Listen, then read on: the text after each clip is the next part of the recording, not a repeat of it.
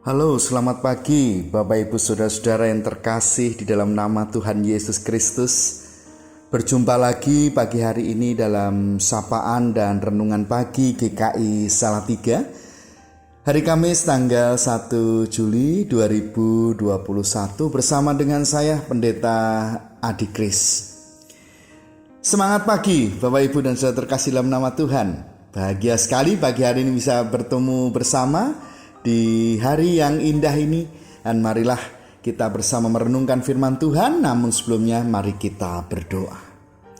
Kami mengucap syukur ya Tuhan Yesus untuk pagi hari ini. Tuhan memperkenankan kami untuk merasakan kesehatan. Kami boleh bangun pagi hari ini. Kami boleh merasa sukacita di dalam hati kami. Bapa dalam surga, pagi hari ini kami akan mengawali hari dengan mendengarkan firman-Mu. Jamah kami, urapi kami dengan Roh-Mu yang kudus, sehingga kami dimampukan untuk memahami dan mengerti firman Tuhan dan menjadi dasar di dalam kehidupan kami. Kami serahkan waktu ini sepenuhnya dalam bimbingan dan penyertaan tangan Tuhan. Kami siap mendengar firman-Mu. Dalam Kristus Yesus, Sang Juru Selamat yang hidup, kami berdoa. Amin. Ibu Bapak, jemaat yang dikasihi Tuhan Yesus Kristus dan yang mengasihi Tuhan Yesus, firman Tuhan pada pagi hari ini akan bersama-sama kita renungkan dari 1 Samuel pasalnya yang ke-17 ayat 50. 1 Samuel pasal 17 ayatnya yang ke-50. Demikianlah Daud mengalahkan orang Filistin itu dengan umban dan batu. Ia mengalahkan orang Filistin itu dan membunuhnya tanpa pedang di tangan. Demikianlah sabda Tuhan. Yang berbahagia ialah setiap orang yang mau menerima firman Tuhan, merenungkannya dan melaksanakan dalam kehidupan sehari-hari. Terpujilah Kristus. Amin. Bapak Ibu Saudara, kisah yang kita baca ini adalah kisah pertempuran antara Daud dengan Goliat. Dan seperti yang kita baca bersama saat ini, bahwa Daud mengalahkan Goliat. Kalau kita melihat dari cerita di awal, siapa sih Daud? Daud pada saat itu adalah seorang remaja yang sebenarnya belum diperbolehkan untuk maju berperang. Nah, tapi saudara yang terkasih dalam nama Tuhan Yesus Kristus, dalam kondisi seperti ini akhirnya Daud diperbolehkan karena keberaniannya yang luar biasa. Daud memang tidak punya pengalaman perang. Daud belum pernah maju perang sama sekali bahkan. Nah, lawan yang harus dihadapi adalah seorang Goliat. Ini adalah pasukan terdepannya orang-orang Filistin. Artinya dia prajurit yang memang sudah terlatih, dia sudah terbiasa perang, dia tahu bagaimana cara mengalahkan musuh. Nah, kalau dia hidup, ada kemungkinan bahwa dia selalu menang di dalam perang yang dia hadapi, saudara. Nah, artinya bahwa Daud dan Goliat ini dua orang yang tidak sebanding. Kalau dalam lagu sekolah minggu ya seperti singa melawan kambing. Singanya itu si Goliat, kambingnya adalah Daud. Tapi yang luar biasa saudara-saudara, bahwa Daud bisa mengalahkan Goliat tanpa pedang di tangannya. Nah, apa yang menjadi rahasia Daud di sini? Mari kita lihat dalam ayat-ayat yang sebelumnya. Ayat yang ke-37 saudara, pada pasal 17 dari 1 Samuel. Pula kata Daud, Tuhan yang telah melepaskan aku dari cakar singa dan cakar beruang, Dia juga akan melepaskan aku dari tangan orang Filistin ini. Dia sebut kata Tuhan yang telah melepaskan aku. Artinya saudara yang terkasih dalam nama Tuhan, ada iman yang kuat di sana. Ada tingkat kepercayaan kepada Tuhan yang kuat, yang menjadi dasar Daud menjalani hidupnya atau bahkan pada saat Daud menghadapi bahaya di dalam kehidupannya. Jadi perlu kita catat, kenapa Daud bisa menang? Yang pertama, dia percaya penuh akan kuasa Tuhan di dalam kehidupannya.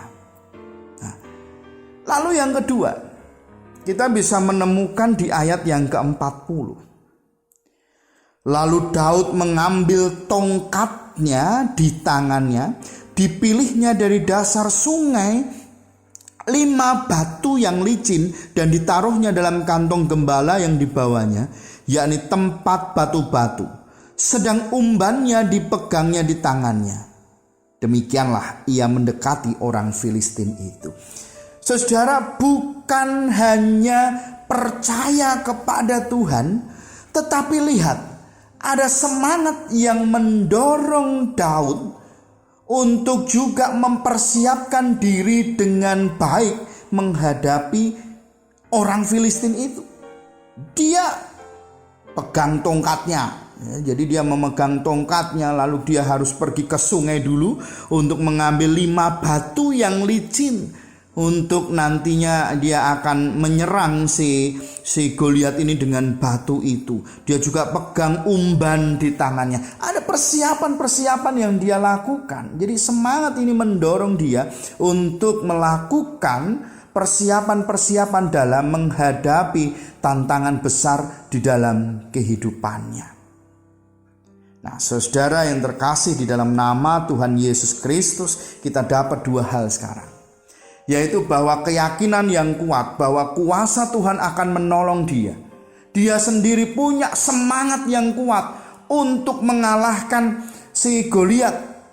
Dia melakukan persiapan-persiapan yang baik untuk mengalahkan Goliat.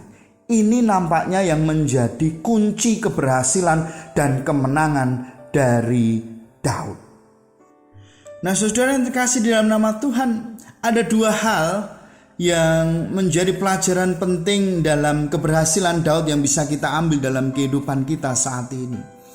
Yang pertama adalah kunci semangat Daud itu karena dia percaya bahwa kuasa Tuhan pasti akan menolong dia. Ada kuasa Tuhan yang akan berkarya di dalam kehidupan Daud. Ini yang membuat dia semangat yang pertama. Yang kedua, Bapak Ibu dan Saudara terkasih dalam nama Tuhan, kenapa Daud tetap semangat untuk melawan Goliat yang gagah perkasa itu? Karena dia tahu dengan cara-cara yang tepat. Tadi dia mengambil tongkat, kemudian dia harus mengambil batu-batu yang licin di sungai dan mempersiapkan umban dan sebagainya. Itu membuat dia semangat bahwa dengan melakukan hal-hal yang tepat, dia pasti bisa mengalahkan Goliat.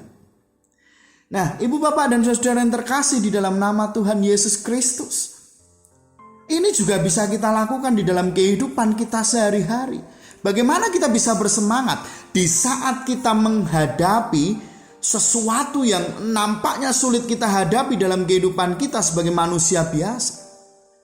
Menghadapi pandemi ini, saudara terkasih dalam nama Tuhan, seperti kita sedang menghadapi Goliat yang gagah perkasa itu, yang nampaknya sulit untuk dikalahkan. Tapi Daud bisa. Daud juga bisa melampaui semua hal yang nampaknya sulit dalam kehidupannya. Karena apa? Karena ada semangat yang kuat di dalam kehidupannya, di dalam hatinya, di dalam dirinya. Apa itu? 1, percaya penuh bahwa kuasa Tuhan bisa mengalahkan hal yang berat. Kuasa Tuhan mampu mengalahkan, mampu mematahkan kuasa-kuasa besar apapun. Kuasa Tuhan mampu untuk melakukan segala sesuatu yang terbaik untuk kehidupan kita. Kuasa Tuhan tidak pernah berhenti. Mujizatnya selalu berjalan dari dulu, sekarang, dan sampai selama-lamanya. Nah, oleh karena itu Bapak, Ibu, dan Saudara, mari terus percaya bahwa kuasa Tuhan mampu memberikan kemenangan demi kemenangan di dalam kehidupan kita.